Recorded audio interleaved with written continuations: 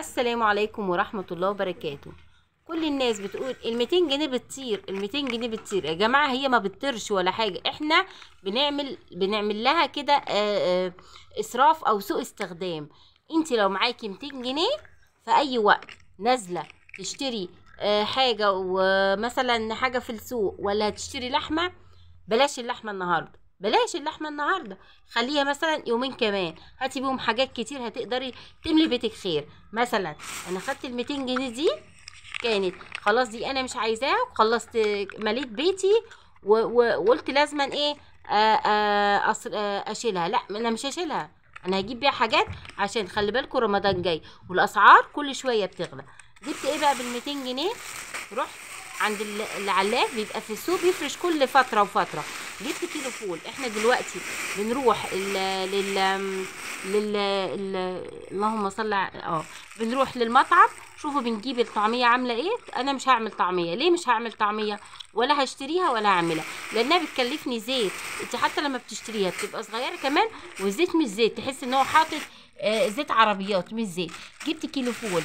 كيلو فول كان مش عارفه ب 32 جنيه، وبدل ما احط رز ولا الحاجات اللي بيتحط عليها، جبت عليها فول مدشوش، ان شاء الله اعملها معاكم.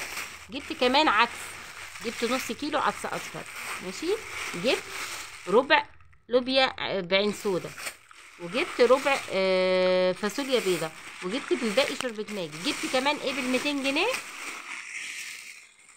اغلبيه الناس يقولك مفيش رز، لف كتير وهتلاقي رز. مش هتلاقي في المحلات، لا هتلاقي في العلافين اللي بيبقوا في الاسواق. هتلاقي كيلو رز جايباه ب 18 جنيه. جبت كيلو ونص رز في 3 اكياس، يعني 3 اكياس كل كيس كيلو ونص. شفتوا يا جماعه ال 200 جنيه تجيب قد ايه؟ ادي كيلو ونص كمان، ماشي، وكيلو ونص كمان. شوفوا ما شاء الله اللهم بارك. انت لو استغنيتي عن كيلو لحمه في يوم هتملي بيتك خير.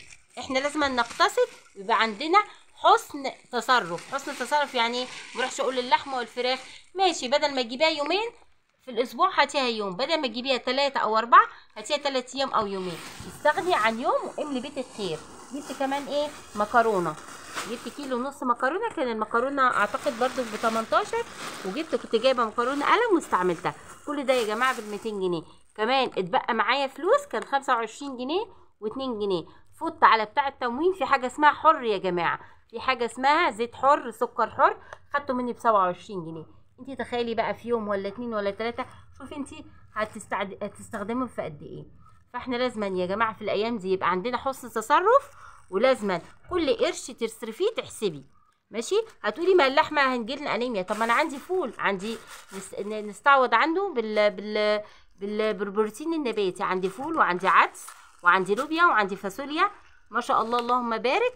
يعني مره هتعملي لوبيا، مره هتعملي فاصوليا، مره هتعملي كشري بعدس اصفر. وكمان لو كان معايا يعني البروتين النباتي كتير، وكمان لو معايا فلوس كنت جبت عدس اصفر وجبت فشار وترمس. الحاجات دي صدقيني بتبقى تحفه. لو انت عامله الاطفال شويه ترمس هتغنيكي ان انت تجيبي شيبسيهات ويصعبوا عليكي اطفالك وكده. لو عندك فشار هيغنيكي ان الاطفال لما تلاقي قدامهم حاجه خلاص هما كده استكفوا. هما لو قدامهم فشار او ترمس عمرهم ما يطلبوا منك حاجه، وكمان حاجات صحيه. يعني احنا كده نبقى عندنا حسن تصرف، ويبقى عندنا اقتصاد اليومين دول شويه يعني، ونحاول نستغنى عن حاجات ونشوف بدائل. لو عجبك الفيديو لو عجبك الفيديو حطي لايك واشتراك في القناه دعما ليا. والسلام عليكم ورحمه الله وبركاته.